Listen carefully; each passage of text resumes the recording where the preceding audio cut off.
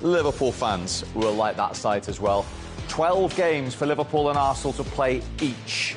36 points to play for, and 8 points the difference. And Liverpool, of course, are at the Etihad to face Manchester City tomorrow, which, of course, we will bring you on Matchday Live. But you said earlier, Wright, you weren't feeling it. They only had 2 efforts on target in the whole game today, Arsenal. Yeah, it was always going to be a tough one with the forwards missing. You know, where you're hanging in there, whether it's going to be set pieces, whether it's you need something to happen special from somebody. Ethan, you saw, thought Scarles had a really good game against him today. He came off today. You know, not enough creativity. You know, we didn't do enough. I thought West Ham, you have to give them credit for the defending they done, but you just felt like as the game was going for me, Steve, I just felt like more and more I can't see where we're going to get the goal from. You saw at the end there, trying to lump it in with crosses, and you got Mavropanos, you got Kilman, you got big guys in there, Souček clearing it. It seemed like we completely run out of ideas in this moment. Yeah, and as Righty said, that you could feel the anxiety in the stadium, the supporters. They knew the enormity of today. You could, and look, West Ham didn't come there to entertain. They sat in, they got something on the break. I thought Arsenal was a little bit impatient. When there's so many bodies in the middle of the goal, you need to get down the end line, get crosses in so that they have to head it out for corners and give away set pieces. What Arsenal did was they came back in the field, they hit in-swingers, and the West Ham defenders were just allowed to edge players out, and therefore they couldn't really get to their set pieces, which are their strength. Is that understandable, given the stage of the season we're at, given the injuries, given that Liverpool are playing tomorrow and they had the opportunity to reduce it to 5? You could say that, but you know, you're going for a title. Liverpool have stumbled in the last few weeks or couple of weeks, and all of a sudden, I know you've got injuries, but you're at home. You know, you've still got a good team out there. You know, you recognise every single one of those Arsenal players when the team sheets come in. You'd still think they would find a way of beating West Ham, but really, truthfully, goalkeeper hardly got work today. You know, it wasn't as if Arsenal missed loads of chances and deserved to win. I think we could still be playing now and Arsenal wouldn't have scored. So, yeah, disappointing for the Arsenal fans. And now they're going to have to ask for a lot of help from other teams. I think you look at Liverpool as well. People saying about Arsenal having to win this to keep the pressure on Liverpool winning games and keeping the pressure on an Arsenal team who haven't got the firepower to try and stay with them. Because look at that game today, guys. If they scored 2 West Ham, you think, where are we going to get 3 goals from? So those are the things that you're thinking about going into it. That's why probably I was a little bit down today, because I'm thinking, where's it going to come from if we go behind? Yeah. And it's exactly what's happening. That's a good point. I mean, they've stumbled a little bit in drawing games, but as we stand here now, Liverpool have still only lost 1 of 26 Premier League games. That's the standard. Oh, absolutely. They've been absolutely brilliant this season. No one can deny that Liverpool, you know, deserve to be at the top of the table.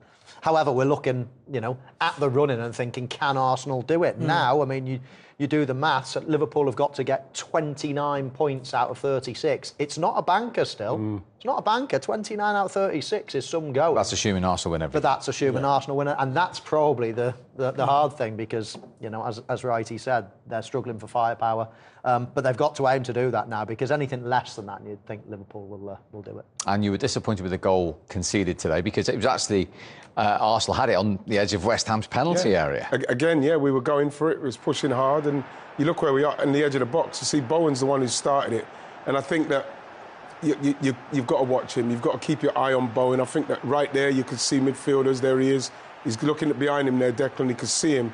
Now he's either got to pass him on or someone's got to stay with him. You have to give the cross a lot of credit.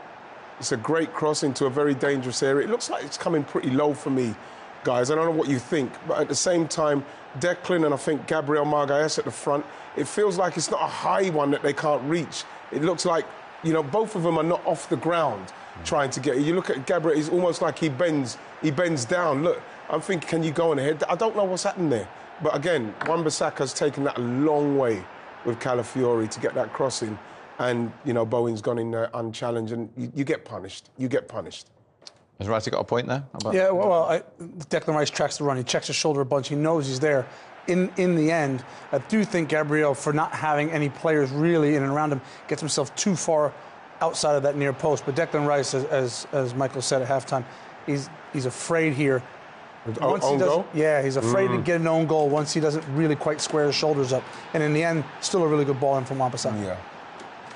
Yeah, and maybe Gabriel should have taken taken Wright, as they're running into the box, when you look at it, it's only 2 against 5, and there's a couple of runners coming in behind for West Ham. And I actually think to myself, hang on, Declan should be passing him on straight away and just stopping. But hang on, Declan should be passing him on straight away and just stopping. But because the danger ball, in many ways, was the cutback there. And because Declan had gone in with them, there was almost 2v1, and there was a danger of a cutback. So possibly there could have been a bit more communication early on. But once the cross came in, I agree with the guys. Both players, possibly, arguably, could have got their head on the ball. Gabriel does duck a little bit. Declan Rice is scared of heading it towards his own goal. And all of a sudden, both of them miss it, and Jarrod Bowen scores. Now, we ended our first main game with a lot of VAR discussion. In terms of Miles Lewis-Skelly, is this good VAR use? Yellow on field, and then have a look at this. You might want to change it. Yeah, I mean, you think, it's denial of a goal-scoring opportunity. He gets himself in a bit of a bother here. That first touch, and then at this point, you can see going back to his own goal there, but he pulls him down. The goalkeeper is advanced, and I think that's what happened. If the goalkeeper is in his own box, there's still a defender who's got 50 yards to try and catch him. You might not get that, but in terms of the on-field decision, I think he's probably thinking, yeah, it is yellow. And then when you go back and look at the proximity of defenders and where the goalkeeper is, it is denial of a goal-scoring opportunity. Yeah, exactly. The process is good. It's the referee's decision at the end of the day, but the VAR were right to say, hang on, just go and check it again. He has checked it again, changed the colour of his card. And I agree. I mean, in many ways, he had an open goal to aim at. Yes, he's 50 yards away from the goal, but the goalkeeper's 30, 35 yards out himself. So it is the denial of a goal-scoring opportunity, and I therefore think it was the right decision to have a red. You can't argue with that. I think the way that where Arsenal were playing in that particular moment, that's got to be quicker. It's got to be bam into him. He's got to turn quick. He's either got to give it to Trossard. He's got to put it back in there very quickly. You look at it, when the ball comes to him here, his first initial reaction before that was, can I give it to Trossard? Then he turned, but then you have to give credit to the forward kudos, because he's reading it properly. And look, he's in. He's in. And that, again, is what Miles Lewis-Skelly will learn, is that the level of the players and what they're waiting for and the opportunities that they're waiting for, because you've got Kudos and you've got Bowen, and they're just chasing all day. So these are the opportunities that they're sniffing out, and he sniffed that one out, and unfortunately Miles got caught on it. OK, defeat for Arsenal. Let's get some immediate reaction. Here is the captain, Martin Odegaard. Well, Martin, how tough is that loss for you and the team and the title hopes as well? Yeah, big blow. I think the performance today wasn't good enough, and really disappointed. Why do you think you struggled? I don't know, to be fair. It's hard to say. I think we let them run too easy a few times on the counters. We weren't sharp enough to create things in the box. I think we lacked a little bit on the final pass, the final cross, the final third efficiency. So yeah, we have to see the game back and analyse it, but it wasn't good enough. Does that come down to the fact that you are struggling with players fit up front? Obviously we're missing players, but we have to focus on the players that are here, that are available, and I think we have more than enough quality to do more than what we did today, so I think that should be our focus on solving that. And so you went in at the break a goal down. What was the big message? No, we have to turn it around. And yeah, I think we tried, but as I said, he wasn't good enough in front of the goal, and then we let them run a few times too easily. Obviously, with a red card, it's tricky as well. But yeah, we tried until the end, but today wasn't good enough. Yeah, what did you make of that red card? I don't know. I haven't seen it again. I don't know. And finally, then, how do you regroup? How do you guys kind of go on from here and keep that title alive? Yeah, we have to keep going. Still a long way to go. Still many points to play for. We can't feel sorry for ourselves. We have to make sure we learn from this and strike back in the next one. Appreciate your time. Thank you. Thank you. It's very honest and not feel sorry for themselves. I mean, is that easier said than done with the players unavailable? Yeah, but like at the end of the day, you've got to recognise the situation you're in. It's even the questions he's asking about keep that. What does she expect the captain of Arsenal to honestly say there? You know, you have to keep going. You know, you have to hope that you can that Liverpool drop points now. This is what you have to hope. But at the same time, you've got to pick yourselves up.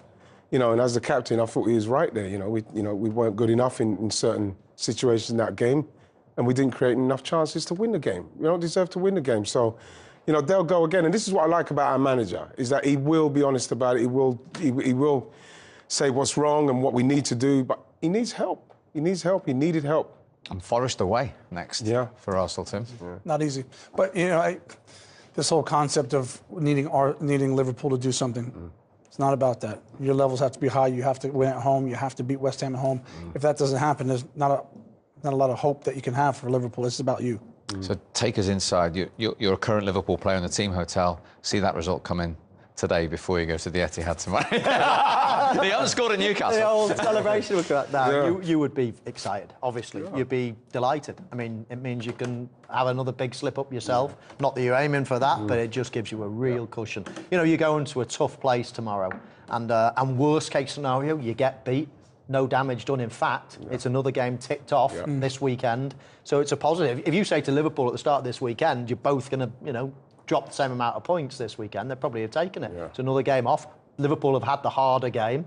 You'd definitely take it. OK. Well, last thing Wrighty wants to do straight away after an Arsenal defeat is talk about a Tottenham win. So Tim will, because...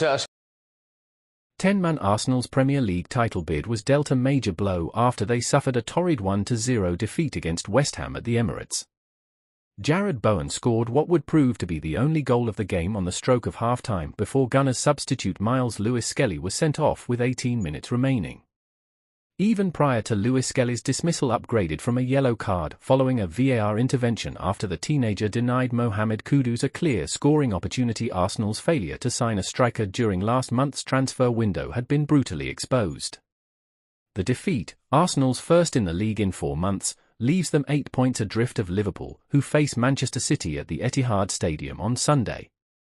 Following his match-winning cameo at Leicester last weekend, Arteta turned to Mourinho from the start.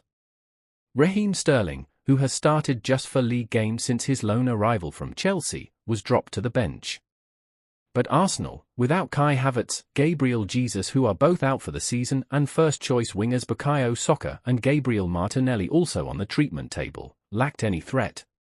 For much of the first half it was the visitors who looked more likely to score, with Bowen scuffing a shot wide following a fine run and pass by Aaron Wan-Bissaka before Thomas Soucek headed Kudus' cross over.